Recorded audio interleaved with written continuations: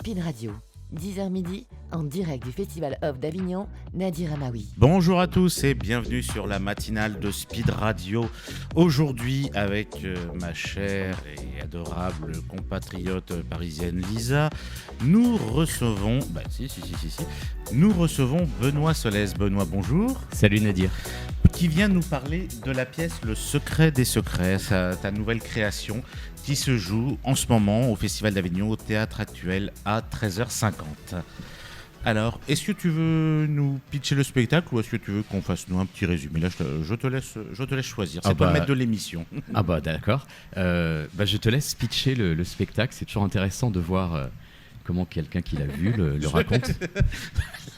Là, je suis méchant parce que je vais un peu me servir du livre. Parce que en fait, je le précise dès le début, le texte du spectacle, vous pouvez vous le procurer à la sortie du spectacle. Alors, ça se passe à Londres, déjà, pour commencer. Donc, c'est le fils du directeur de la British Library. Le père vient de décéder et son fils... qui n'aimait pas trop son père, on peut le dire clairement, vient de quitter son enterrement. Il rejoint deux amis à lui et arrive une jeune fille qu'il ne connaît ni d'Ève ni d'Adam, qui lui transmet une lettre que son père lui a léguée au moment de sa mort. Et à partir de cette lettre, il va y avoir toute une quête par ces quatre jeunes, parce que ce sont tous des petits jeunes, il n'y en a pas un plus vieux que l'autre, par ces quatre jeunes gens et qui vont partir un peu, qui vont se retrouver face à la quête de la pierre philosophale. C'est ça, on est dans le monde des bibliothèques, de la British Library, une des plus grandes bibliothèques au monde, et ce jeune homme, en effet, en rupture avec son père, reçoit un message qui est très mystérieux, parce qu'on ne sait pas si c'est un testament ou quoi que ce soit, et quand il ouvre cette fameuse enveloppe, amenée par cette mystérieuse jeune femme, il découvre un code, un simple code et 4 couleurs. Donc il ne sait pas si c'est une plaisanterie mais quoi qu'il en soit, une de ses amies, qui se trouve être archiviste à la bibliothèque, reconnaît la référence d'un livre de la British Library et débute une espèce de chasse au trésor à travers les bouquins pour retrouver, semble-t-il, la fameuse pierre philosophale, une pierre qui aurait le pouvoir de changer n'importe quel métal en or, guérir toutes les maladies, nous faire vivre plus de 120 ans, voire éternellement. Et voilà, les 4 aventuriers vont se lancer dans cette chasse au trésor effrénée à travers les vieux livres, les parchemins. Et cette quête va les amener à s'intéresser à un alchimiste du XVIIe siècle qui s'appelait Arthur Dee. Et à travers la pièce, on va voyager dans le temps, de nos jours, au XVIIe siècle. Tous ces personnages, quelles que soient les époques, cherchent cette fameuse pierre, peut-être pas pour les mêmes raisons. Au XVIIe siècle, on croyait dans son pouvoir. Au XXIe, on pense que tout ça était, disons, du rêve, du délire. Et les choses sont peut-être pas si simples.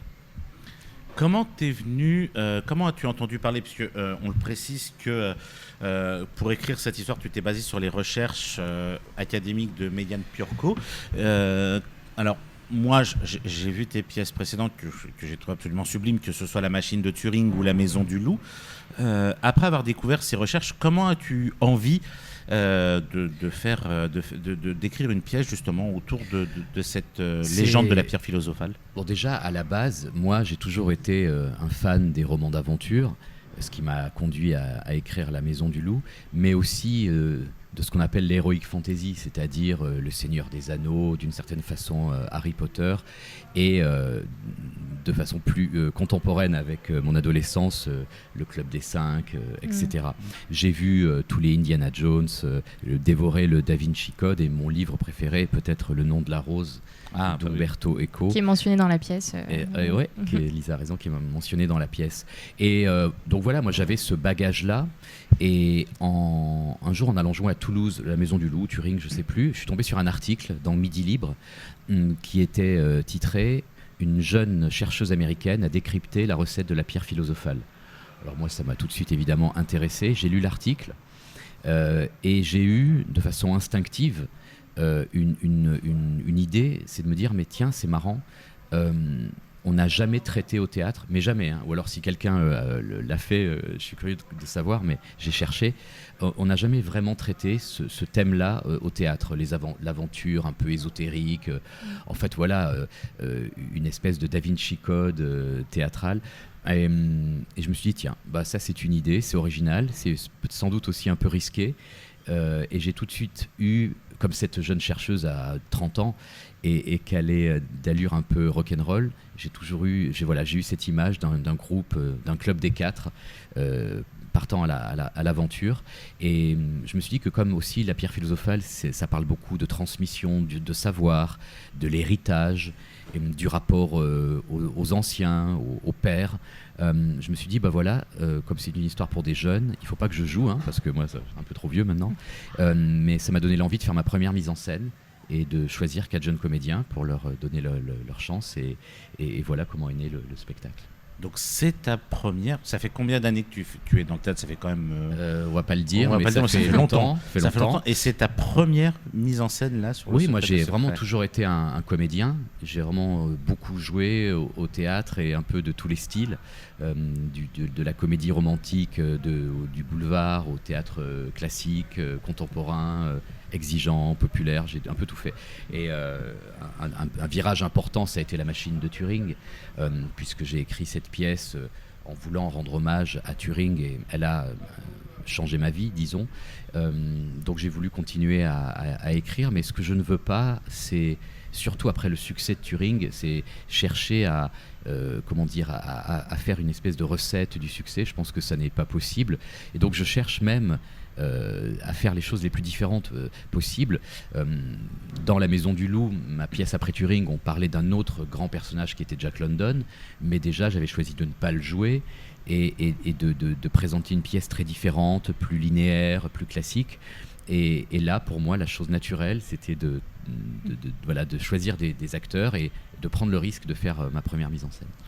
C'est vrai que dans cette pièce, il y a quand même ça parle de magie et d'ésotérisme, mais il y a une dimension aussi très scientifique. Vous avez fait des recherches, vous êtes basé sur les recherches d'une chercheuse que vous avez mis dans la pièce. Hein. Du coup, Megan, ce personnage rock'n'roll, on le voit dans la pièce. Donc, je trouve que ce qui est très juste, c'est ce discours sur les liens entre la magie et la science. Qu'est-ce qu'il y en a à dire? Tu te moques de moi? Non, même pas, mais c'est horrible. Parce que je viens juste de tilter que, en fait, le personnage de Megan, oui, t'avais pas tilté. Il fallait que quelqu'un le dise. Ah oui, mais c'est ça, en fait. Mais moi, je te jure, je suis resté dans le truc. Ce personnage rock'n'roll. Je sais, mais je viens de tilter que En fait, j'ai écrit à Megan, la vraie, pas le personnage, la vraie chercheuse, mais comme une bouteille à la mer, vraiment, sur Facebook, parce que cette jeune femme-là, quand elle a annoncé dans cet article que j'ai lu avoir découvert un carnet qui lui est un peu tombé sur la tête en secouant une vieille armoire à la British Library, elle a découvert dedans une recette codée de la pierre philosophale. Ça a un peu excité tout le petit monde des scientifiques et des historiens et de tous les fanas de ce genre de choses, dont moi. Et le problème, c'est qu'elle n'arrivait pas, même avec... c'est un carnet qui date du XVIIe siècle, et même avec les logiciels les plus puissants, elle n'arrivait pas à décoder le texte. Donc elle a lancé une espèce d'appel sur Internet pendant le confinement, en disant, voilà, on a trouvé la recette de la pierre philosophale, elle est codée, amusez-vous avec et bonne chance, parce que nous, on n'y est pas arrivé. Et quelqu'un y est arrivé, un Australien, une espèce de Turing qui... D'ailleurs, par le même système que Turing, en identifiant des mots récurrents ou des lettres manquantes, a d'abord compris que c'était un texte en latin, et ensuite qu'il y avait sans doute que c'était un code à substitution polyalphabétique, c'est-à-dire un truc franchement hyper dur à casser, et qu'il fallait probablement un mot de passe ou une phrase code pour le déchiffrer. Et il y est arrivé. Et à partir de là, évidemment, la renommée de cette découverte est devenue très grande. Alors, la question que beaucoup de gens me posent, c'est est-ce que la recette fonctionne et est-ce qu'elle a réussi finalement à fabriquer la pierre philosophale? Mais ça, il faut pas le dire. Il faut voir la pièce. Mais bon, soyons quand même honnêtes. Dans l'alchimie, qui est comme tu l'as dit, l'ancêtre des sciences, l'alchimie vient du mot arabe alchimia, qui veut dire la chimie. Donc l'alchimie est l'ancêtre de la chimie, c'est-à-dire que ce qu'on prend aujourd'hui pour de l'ésotérisme, du paranormal, c'est simplement la science de l'époque, puisque ces gens-là cherchaient la transmutation des métaux, etc. Et donc c'est extrêmement passionnant. Mais c'est vrai que cette pierre qu'on cherche depuis l'Antiquité, depuis les Égyptiens, au Moyen-Âge, tous les érudits cherchaient à fabriquer cette fameuse pierre. Il semblerait que la beauté de la chose soit plus la recherche en elle-même que la réussite de la fabrication de la pierre. Et ça, c'est un peu un message philosophique que porte la pièce. Donc si vous voulez la recette de la pierre philosophale, il faut aller voir Le secret des secrets. Voilà. Et ce que j'ai beaucoup aimé, moi également, dans ce spectacle, donc déjà, on va parler du décor, qui est absolument sublime, magnifique. les projections d'images sur ce décor gris, c'est d'une beauté, mais absolument sublime. Et ce que j'ai aimé aussi, c'est que justement, dans cette quête, dans cette histoire d'alchimie, on peut dire, tu y as rajouté une légère pointe de comédie. Oui, parce que ce sont des jeunes. Oui, c'est ça. Dans ces codes-là, un peu de la comédie d'aventure, il y a toujours un message souvent assez profond lié à tout ce qui est initiatique, ésotérique, philosophique.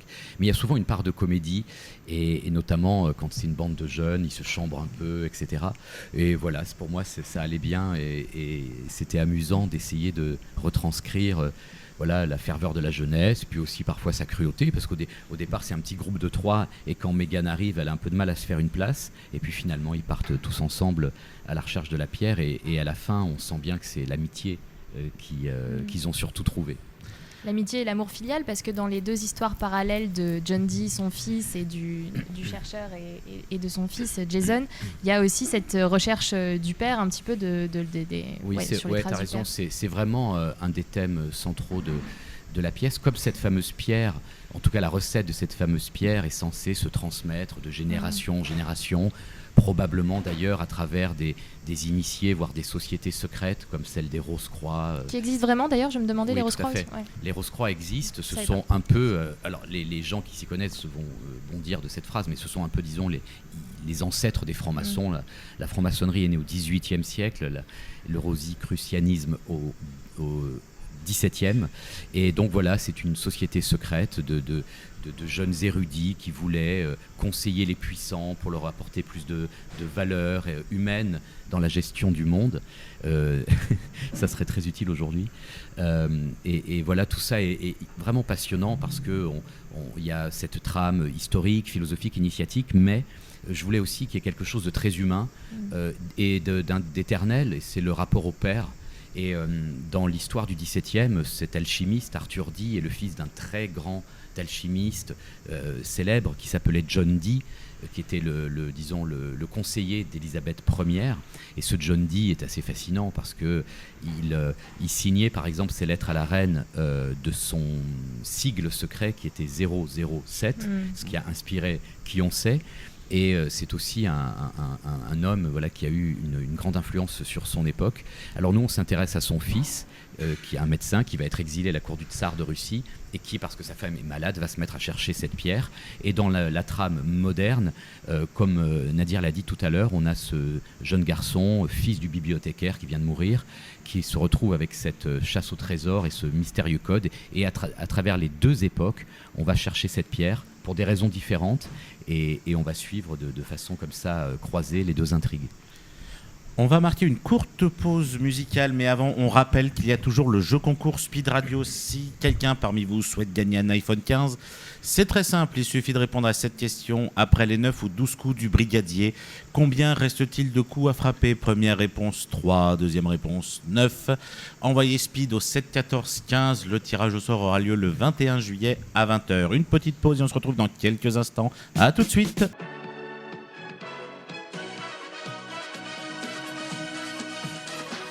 Speed Radio, 10h midi, en direct du Festival Off d'Avignon, Nadir Amaoui. Nous sommes de retour sur Speed Radio, c'est le matin, on bafouille. Toujours avec la chère et adorable Lisa, et toujours accompagnée de Benoît Solès qui vient nous parler de son spectacle Le Secret des Secrets, qui est l'un des plus gros succès de ce Festival d'Avignon 2024. C'est vrai qu'on a parlé en début d'émission de la scénographie, mais on n'a pas donné le nom de la personne qui a... C'est Juliette Azopardi, merveilleuse scénographe, qui avait fait le magnifique décor de la Maison du Loup déjà. Ça a été un grand plaisir de travailler avec Juliette et Jean-Benoît Thibault qui sont collaborateurs, et on a fait ensemble ce décor un peu protéiforme qui change d'apparence, un escalier qui se dévisse, se décompose, des plateformes, des arches et évidemment des secrets. Ah, mais Juliette Azopardi a énormément de talent pour créer des décors. Pour ceux qui sont de Paris, vous voyez beaucoup de décors signés Juliette Azopardi. Ouais, les pièces d'Alexis, beaucoup d'Alexis Michalik, beaucoup de très très beaux décors. Mais il y a aussi des très beaux costumes qui ont été fabriqués à l'Opéra de Nice. C'est vrai. Il y a une création musicale de Romain Trouillet. Tout ça, c'est l'équipe qui a fait Turing et Maison du Loup. Et puis des projections vidéo, comme tu l'as dit, magnifiques, qui sont souvent pour situer les lieux, mais aussi tous les documents réels qui jalonnent cette quête, puisque moi, tous ces livres, je les ai vus à la British Library. Le petit carnet de John Dee, je l'ai eu entre les mains. J'ai vu de mes yeux... Qu'est-ce que ça t'a fait de l'avoir entre les mains ? C'était hyper émouvant, parce que quand tu travailles sur une pièce depuis des mois et que tout tourne autour d'un carnet et que tu le vois, tu touches la réalité des choses. Tu vois, c'est un carnet manuscrit qui a été écrit par John Dee et par son fils Arthur. Et donc de voir, de toucher ça, il y a quelque chose où tu te sens très connecté tout d'un coup avec eux. Et puis c'est quand même le XVIIe siècle, c'est pas hier, donc c'est très, très émouvant. Enfin, moi, j'adore, ça me passionne. À propos de livres, d'ailleurs, si vous voulez vraiment rester connecté avec Le Secret des Secrets, surtout procurez-vous le livre à la sortie du spectacle, parce que c'est un très très beau spectacle. 4 excellents comédiens, on peut le redire, parce qu'ils sont absolument sublimes. 4 jeunes comédiens, c'est vrai que... Et en plus, c'est la première mise en scène de Benoît. Donc en fait, pour tout ça, il faut vraiment venir découvrir ce spectacle. Revenons un peu justement sur le cheminement de cette création, parce que c'est vraiment une des créations qui était les plus attendues d'Avignon. Est-ce que lorsque tu as commencé à écrire ce texte et que tu t'es dit il sera à Avignon en 2024, est-ce qu'il y a eu, jusqu'à vraiment l'aboutissement final et le début des représentations ici à Avignon, est-ce qu'il y a eu des retours ou des doutes que tu as eu sur ce spectacle ? Il y a toujours, oui, des doutes, moi j'en ai toujours. Je me suis demandé, est-ce que cette histoire-là... je me suis dit, si finalement l'aventure, l'ésotérisme et l'alchimie n'ont jamais été traités au théâtre, c'est peut-être que ça s'y prête pas. Je sais pas. Et la crainte principale, on en parlait en off tout à l'heure, c'est comme je sais que les gens ont adoré La Machine et la Maison du Loup, c'est que finalement parfois ils s'attendent à revoir la même chose ou une histoire très proche. Et là, on est quand même dans une pièce différente, avec des codes différents, je joue pas dedans, etc. Donc oui, on est toujours anxieux de savoir si on va plaire, toucher le public. Et en toute transparence, moi je continue de travailler sur le spectacle, c'est une création, c'est du spectacle vivant, donc avec mes acteurs on cherche, on réfléchit, qu'est-ce qui marche moins. La pièce va partir en tournée cet automne dans toute la France, et ce sera, je peux déjà le dire, une version un peu différente de celle qui se joue à Avignon, parce que j'ai pris tous les retours, j'en ai fait la somme, j'ai pas tout gardé parce que sinon on devient fou, mais j'ai compris certaines choses pour que ce soit encore plus touchant, un peu plus clair sur certaines infos. Et puis comme ça, on sera prêt, je l'espère, il le faut, pour jouer au Théâtre Rive Gauche à Paris à partir du 22 janvier 25. Donc, vas-y, pardon, je t'en prie. Non, mais parce que c'est vrai qu'on disait que vous avez quand même un public d'habitués qui a vu La Machine et qui vient vous voir. Ouais. Mais j'ai l'impression que cette pièce, le fait de mettre sur scène un genre qui est peu, comme ce voyage ésotérique, cette aventure ésotérique, ça peut aussi faire venir au théâtre des gens qui n'y vont pas forcément. Absolument. Qui ne sont pas des habitués du théâtre. On s'en est rendu compte très très vite que le sujet attirait énormément les jeunes. et aussi peut-être le fait que la pièce soit jouée par des jeunes. J'ai vu comme ça des ados, mais à partir de 10-12 ans, adorer le spectacle alors qu'ils venaient en traînant les pieds au théâtre. Et on sent très très nettement que c'est une pièce vraiment pour tout public, mais que voilà, les ados et les jeunes adultes adorent, peut-être aussi parce que ils ont ces codes de séries télé, de flashbacks, et même ces références au Seigneur des Anneaux ou à Harry Potter, etc. Donc évidemment, je ne veux pas dire par là que c'est pas une pièce pour un public plus âgé, mais ils vont y trouver peut-être des choses différentes. Et puis bon, c'est comme ça, une pièce parfois touche tout le monde, parfois touche plus certains. Et c'est le jeu. Mais moi, voilà, encore une fois, ma démarche quand j'écris, quand je porte une histoire à la scène, je pense pas à plaire, je pense à parler de quelque chose qui me touche, qui m'intéresse, et je l'offre, si j'ose dire, au public. Et après, est-ce que ça plaît, est-ce que ça plaît pas? On attend toujours on préfère que ça plaise, mais si ça plaît pas, il faut se dire, j'avais besoin de le dire, et c'est comme ça. Ce qui serait dangereux, à mon avis, c'est d'écrire un spectacle en le formatant pour le succès, ou pour faire quelque chose qui plaise un peu à tout le monde. Je présume que ça ferait un spectacle sans doute consensuel, mais tiède aussi, probablement. Bon, en tout cas, on fait comme on peut, et moi, je suis très très heureux d'être allé explorer cette aventure, de travailler avec ces jeunes comédiens, et j'observe que ça passionne, parfois ça interroge les gens, mais c'est ça aussi une des vertus du théâtre, c'est pas d'être tout le temps dans le confort ou des codes très reconnaissables, je sais pas, un canapé, une table basse, le mari, la femme et l'amant. Ce que j'adore d'ailleurs, c'était un peu ce qu'on avait fait avec Rupture à domicile, avec Tristan Petit-Girard. Et bien là, on est dans quelque chose de radicalement différent. Ah oui. Et le spectacle, beaucoup de gens le disent, ne ressemble pas à beaucoup d'autres. Enfin, voilà, il est assez différent. Il est hybride. Il est assez hybride parce que oui, alors moi, quand j'ai vu ces projections vidéo sur les murs et comme on voit souvent, comme tu le disais dans les films d'aventure, cette carte qui emmène Arthur Dee de tel pays à tel pays. Moi, et avec la musique qu'a fait Romain Trouillet, qui est absolument sublime, on a la sensation d'être dans une émission, j'allais dire, on est dans une émission de radio, mais dans un film un peu comme comme tu l'as dit dans tes références, Indiana Jones, même Pirates des Caraïbes. Bien sûr. On a l'impression d'être dedans. C'est ça qui est excellent. Et je me demande si c'est pas aussi pour ça que ça plaît à une génération qui pourtant traîne les pieds pour aller au théâtre, comme on dit, parce que il y a beaucoup de références au niveau cinématographique qui sont assez actuelles, qui touchent aussi ce public un tout petit peu plus jeune. Et ce que j'espère, moi en tout cas également, c'est que ça permette aux jeunes de se réconcilier un peu avec le théâtre, parce qu'ils considèrent que le théâtre est un truc de vieux, ce qui n'est pas le cas. Donc si certains, pas tous. Je suis quand même un petit peu. Non, mais le théâtre a besoin de se renouveler, c'est sûr. Oui, d'aller chercher des genres oui, différents. mais justement, avec un spectacle comme celui-là, j'espère que ça va donner envie aux plus jeunes de venir découvrir et de courir à Paris à la rentrée au théâtre Rive Gauche. Et on va citer également, parce que c'est vrai qu'on en parle depuis tout à l'heure, mais on va citer les 4 comédiens du spectacle. On va commencer par les filles, bien sûr. Mathilde Moulina, Montaigne Fréget, Axel Godard et Gabriel Gozlan-Hagendorf, qui sont absolument extraordinaires à passer d'un rôle à un autre avec autant de justesse et autant de talent, et manier et réussir à mélanger l'humour et l'émotion. C'est pour moi, quand je les ai eus, c'est le travail est largement réussi. Ouais, ils sont justement, voilà un des comédiens de la pièce qui nous rejoint en cours d'émission. Bonjour. Mais je te laisse te présenter, je t'en prie. Pardon. Oui, pardon. On n'a pas allumé le micro, pardon. Là, normalement, ça devrait être bon. Là, c'est bon ? Parfait, merci. Oui, ça marche. Super. Je m'appelle Gabriel Gozlan-Hagendorf et je suis comédien dans Le Secret des Secrets.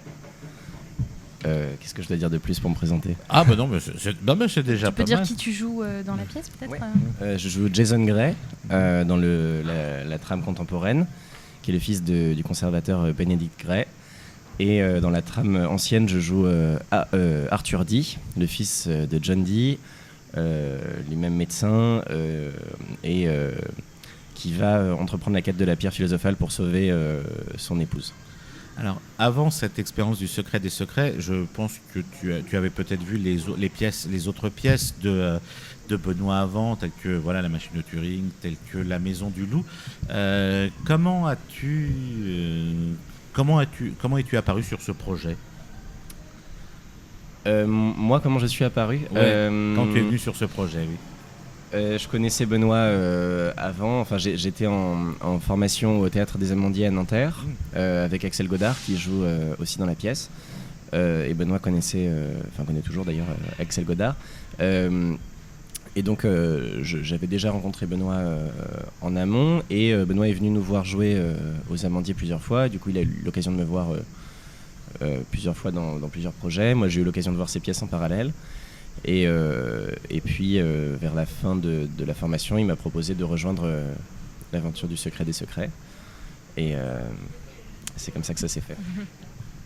Oui, j'ai vu, enfin tous les comédiens que j'ai engagés, je les ai vus bien sûr jouer. Donc Gabriel essentiellement aux Amandiers, avec Axel que j'avais découvert lui dans Kids de Melchior au bout là-bas, ici dans le Off il y a 3 ans, et après qui était venu jouer à la Scala. Et c'est là que j'ai découvert Montaigne Fréget, puisqu'elle jouait dans Kids avec Axel. Donc voilà comment de l'un à l'autre. Et puis Mathilde Moulina, elle, je l'avais vue déjà aussi dans le Off, notamment dans les spectacles de Violaine Arsac, comme La Dernière Lettre ou Les Messagers de l'Aube.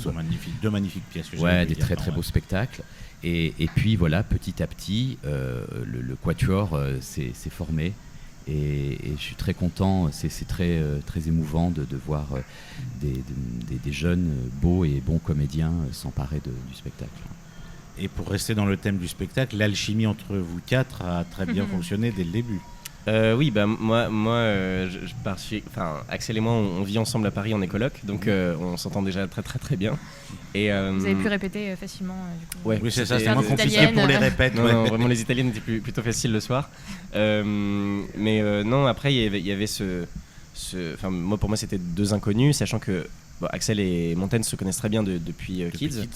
Moi, je connaissais peu Montaigne et pas du tout Mathilde. Et en fait, c'est un heureux hasard, mais on s'entend vraiment très bien tous les 4. Et ça nous aide, je pense, à trouver en tout cas quelque chose dont les gens parlent dans la pièce, qui est à savoir qu'il y a une vraie joie entre nous et une vraie alchimie, oui, si on peut dire. On va marquer notre dernière pause musicale de l'émission. Je rappelle qu'il y a toujours un iPhone 15 à gagner. Pour pouvoir le gagner, il faut répondre à cette question. Après les 9 ou 12 coups du brigadier, combien reste-t-il de coups à frapper ? Première réponse 3, deuxième réponse 9. Envoyez speed au 7 14 15. Le tirage au sort aura lieu le 21 juillet à 20h. A tout de suite.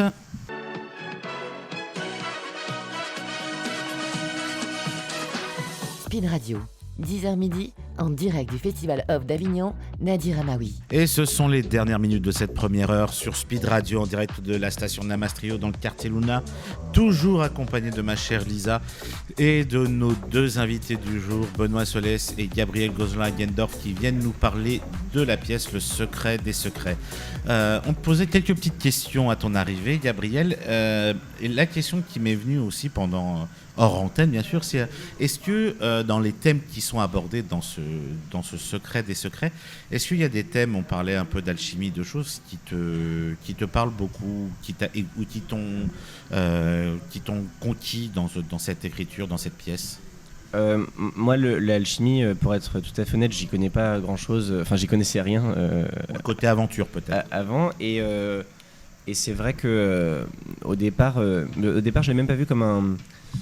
J'avais moins en tête au départ la quête et l'aventure quand j'ai entendu parler du projet que des questions après plus personnelles de rapport au père, de rapport à la transmission, au savoir en fait qui se transmet d'une génération à une autre, de la relation, même qui sont des questions que je me suis posées, dans sa famille, est-ce qu'on est obligé d'aimer ceux qui sont de notre famille? Est-ce que c'est un amour inné, naturel, ou est-ce que c'est un amour qu'on construit, qu'on déconstruit, qu'on rejette? Et c'est des questions comme ça qui m'ont en tout cas interrogé.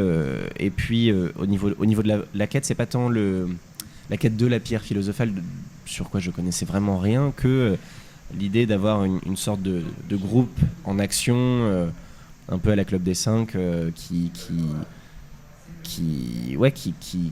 s'épaule, qui se découvre aussi, ouais. Et je pense que c'est ça qui m'a en tout cas au début interrogé, et puis après je découvre des choses aussi. On en parlait avec Benoît, mais dans les étapes de création, c'est-à-dire de comment la pièce me pose des questions à moi, comédien, sur justement mon rapport au père, sur justement mon rapport à l'amitié, à la culpabilité. Et du coup, j'ai l'impression que c'est des éléments de la pièce qui éclairent ma vie plutôt que moi qui vais les chercher à l'intérieur. Tu te retrouves un petit peu peut-être pas dans ton personnage exclusivement, mais dans tous ces personnages qui sont sur scène. Est-ce qu'il y a des petites choses qui te font penser un petit peu à toi, dans le côté un petit peu curieux, envie d'apprendre, envie de découvrir? C'est plus que j'ai mis beaucoup de moi dans les personnages. C'est plus Arthur. Ce qui est marrant, Arthur le savant, c'est Megan Piorco, dont tu as parlé, j'imagine, qui est spécialiste presque de ce sujet-là, m'a dit on n'a pas de représentation d'Arthur. En fait, dans l'histoire, il n'y a aucune trace du visage d'Arthur. On ne sait pas à quoi il ressemble. Personne ne l'a dessiné, personne ne l'a peint. Alors que John Dee, oui. John Dee, oui. Et donc elle m'a dit, voilà, à ma connaissance, du coup, tu es la représentation, tu es le visage d'Arthur Dee. Mais c'est une manière aussi de dire que ces personnages-là, c'était pas des coquilles vides, mais ils étaient très riches, mais toute leur personnalité qui est inconnue, parce que c'est malgré le fait que ce soit des personnages historiques, on n'a pas tant de connaissances sur son intimité, son humour. Du coup, ça a été de trouver un jeu pour y mettre à l'intérieur des choses de moi, c'est-à-dire la maladresse, la timidité à un endroit, le côté un petit peu, enfin pas bout en train, mais non, une forme malicieux. Je sais pas si malicieux c'est le mot, mais non, de curiosité maladroite, joyeuse, triste aussi. Et après sur Jason, Benoît m'a emmené à un endroit qui est du coup pour le coup beaucoup moins moi, un endroit plus rugueux, un peu noir, un peu froid, en retrait. Ouais, froid, et qui se laisse pas du tout cerner, attraper, etc. Et qui a pas peur d'aller dans la violence, etc. Et moi, c'est quelque chose qui est pas moi, mais en même temps, du coup, c'est ce qui est beau dans cette pièce, c'est-à-dire que j'arrive à faire un personnage où je mets beaucoup de moi, je rapproche un peu de ma personnalité, et un autre où c'est vraiment une recherche, mais c'est beau. D'ailleurs, Benoît, dans tous ces personnages qu'il y a dans ce spectacle, est-ce qu'il y a un tout petit peu de Benoît Solès par-ci par-là dans leur personnalité? Il y a toujours, même dans un sujet très historique, que ce soit à Turing ou Jack London, où là il y avait même un personnage célèbre, donc l'aspect biographique et la réalité historique sont questionnés par les spectateurs qui viennent même parfois regarder si tu n'as pas fait d'erreur. Même dans ces personnages-là, l'auteur mais forcément de lui. Je dis pas que Turing était comme je l'ai dépeint dans La Machine de Turing, c'est peut-être aussi Turing à travers mon filtre, d'autant que je l'interprétais. Et c'est sans doute pareil pour La Maison du Loup. Dans Le Secret des Secrets, qu'est-ce qui est de moi dans tout ça? C'est ma passion pour l'aventure et les choses initiatiques, ésotériques et l'heroic fantasy, disons. Et par exemple, dans le personnage que joue Axel, Billy, qui est un jeune comédien paraplégique, c'est avec beaucoup de différences, c'est un portrait aussi de mon frère qui était un sportif de haut niveau qui est devenu tétraplégique lui. Et donc voilà, le fait par exemple qu'il y ait ce personnage en fauteuil dans l'intrigue moderne est évidemment quelque chose qui vient de moi, de ma sensibilité et de mon histoire. Donc c'est vraiment un mélange entre les recherches académiques de Megan, cette réalité historique académique, et puis toute une part d'invention de ma part. Et c'est là aussi que j'espère avoir réussi une certaine alchimie. Enfin, j'essaye en tout cas. J'ai le temps pour une dernière question. Ah oui, vas-y, je t'en prie. Bah oui. Donc, c'est votre première mise en scène. Vous aviez travaillé avec beaucoup de metteurs en scène différents avant, que ce soit en tant que comédien, en tant qu'auteur. Il y a des manières de travailler très différentes. Quel metteur en scène vous êtes-vous découvert, en fait, être laborieux. J'ai beaucoup travaillé. De toute façon, moi, je travaille beaucoup. Je suis pas doué. Moi. Franchement, franchement, je suis pas doué. Il y a des gens qui sont doués, qui écrivent des pièces en 3 semaines et tout. Moi, je suis pas doué du tout. Je travaille. Voilà. Donc ça prend du temps, c'est laborieux. Je pense qu'ils ont besoin de vacances et de plus me voir parce que je ne les ai pas lâchés. J'ai changé le texte tous les jours. Et parce que voilà, c'est pas encore totalement bien à mon sens, et on continue de travailler, c'est beau, c'est le spectacle vivant. Donc voilà, je suis un metteur en scène qui fait des choix parce qu'il faut en faire tout le temps, mais qui doute, qui s'interroge, qui se questionne. Il y a des choses qui sont venues très naturellement au niveau de la scénographie, de la construction du spectacle. Et je m'interroge encore sur l'écriture, ça c'est l'aspect plus auteur, mais la direction d'acteur a été quelque chose sur lequel je me suis trouvé un peu en difficulté parce que, étant comédien moi-même, j'avais tout le temps en propension à leur montrer comment je le ferais, et c'est pas forcément comme ça qu'il faut emmener un acteur. Donc voilà, ça a été pour moi aussi une quête initiatique, une initiation, et voilà, ça sera pas tout de suite d'être un maître metteur en scène, mais je travaille, j'apprends. Et alors, ce sera la dernière question de l'émission. Donc là, donc, comme on l'a dit, Le Secret des Secrets va partir en tournée. Vous serez à Paris à la rentrée au Théâtre Rive Gauche. Est-ce que un jour, parce que tu en as parlé tout à l'heure, notamment de la comédie à la culture à domicile, est-ce que bientôt on reverra Benoît Solès comédien dans une comédie dans ce style? Alors pas tout de suite, parce que le prochain rôle que je vais défendre, ce sera à la Scala l'été prochain, dans une pièce qui s'appelle Killer Joe, que je vais jouer avec Rod Parado et Cécile Garcia-Fogel. Ah, magnifique. Là, je vais jouer un cow-boy tueur à gages, donc ça ne sera pas de la comédie. Mais dans mon prochain projet d'écriture, je rêve d'être capable d'écrire une comédie et de réentendre une salle rire comme dans Rupture à domicile. Ça me manque. Eh bien, écoutez, merci beaucoup. Merci beaucoup, Benoît. Merci beaucoup, Gabriel. Merci, Lisa, comme toujours. Donc, je rappelle Le Secret des Secrets de Benoît Solès au Théâtre Actuel à 13h50 avec Gabriel Gozlan-Hagendorf, avec Montaigne Fréget, avec Mathilde Moulina, avec Axel Godard, en tournée ensuite après Avignon et à Paris au Théâtre de Rive Gauche à la rentrée. Je rappelle que vous pouvez aussi vous procurer le texte du spectacle à la sortie. Et dire que c'est annoncé complet, mais que si on vient en liste d'attente, en général, on finit toujours par rentrer. Il y a possibilité de rentrer. Ouais. Donc ne perdez pas espoir pour venir le voir à Avignon. Je rappelle qu'il y a toujours le concours iPhone 15 à gagner en répondant à cette question. Après les 9 ou 12 coups du brigadier, combien reste-t-il de coups à frapper? Première réponse 3, deuxième réponse 9. Envoyez speed au 7 14 15. Merci beaucoup Benoît, merci beaucoup Gabriel. On marque une pause musicale, on se retrouve dans quelques instants avec de nouveaux invités. À tout de suite.